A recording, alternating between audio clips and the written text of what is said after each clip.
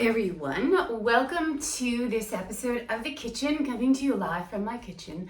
And this week, my topic is, surprise, calming down.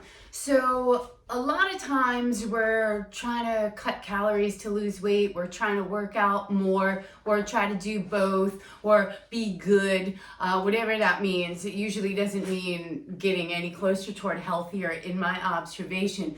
But one of the things that we often overlook because we think we have no control over it is our stress level. And I say stress level because oftentimes when I kind of go through, I ask my clients like, hey, what, all right, how are we doing on our food? How are we doing on our fitness? How are you doing on water intake? How are you doing on sleep? And how are you doing on stress? And when I get to that stress question, a lot of times I get the answer like, oh, everything's sort of settled down, so stress is good. So that is something that, even just having that kind of relationship with stress is stressful because we don't have any control. We're just waiting for the world to happen. And if it doesn't go sideways, then we have less stress.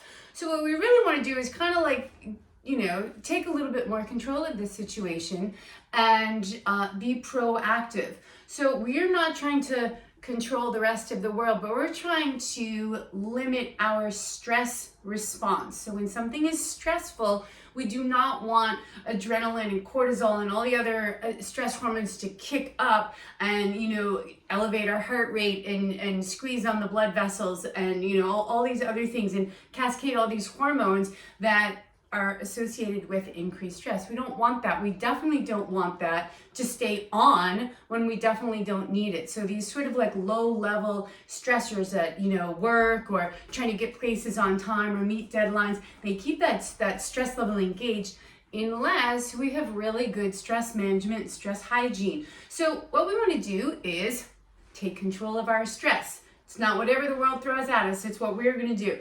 So one of the more beautiful things to do, to be active about, is to go walk in nature. So being in nature automatically lowers your stress level. That's super easy. But we're in the kitchen, so I want to talk about what we can do in the kitchen that's going to help you lower your stress. We have two foods that are going to help calm you, and one of them is very seasonal. Pumpkin seeds are a very good source of magnesium. And magnesium is a muscle relaxer in certain areas, and it's calming.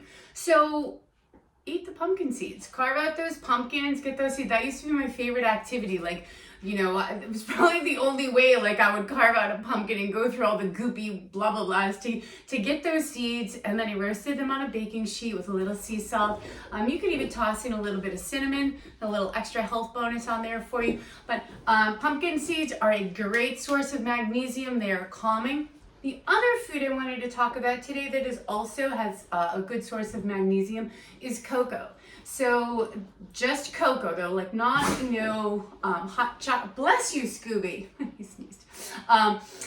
Not, your milk chocolate, like Swiss Miss packs. That's got some other additive stuff. But if you have just dark chocolate, baking powder, cocoa, that is an excellent thing to add. You could add that to smoothies. One of my favorite if I do an activity where we're gonna make food, I would do this in a school setting back when I could really do food activities with kids a lot, which, as an aside, I used to bring peanuts into school. That's how long I've been doing this, right? I used to bring peanuts in for activity.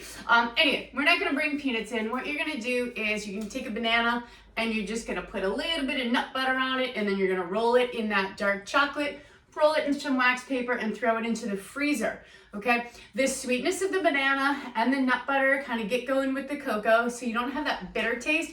And once it's frozen, you can, carefully, because it is frozen, you can cut that banana into wagon wheels and you have little bite-sized snacks. The excellent source of potassium in the banana, get a little protein. There's even magnesium in the nut butter. Nuts are a good source of magnesium, and then the cocoa. So it's a nice treat, and it's healthy, and it's done in the kitchen. So those are the two items I wanted to talk about today. Very seasonal with the pumpkins, and banana, nut butter, and chocolate wagon wheels can be anytime.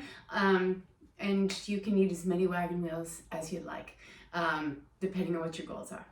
All right, everybody. Thanks for joining me on this episode of The Kitchen.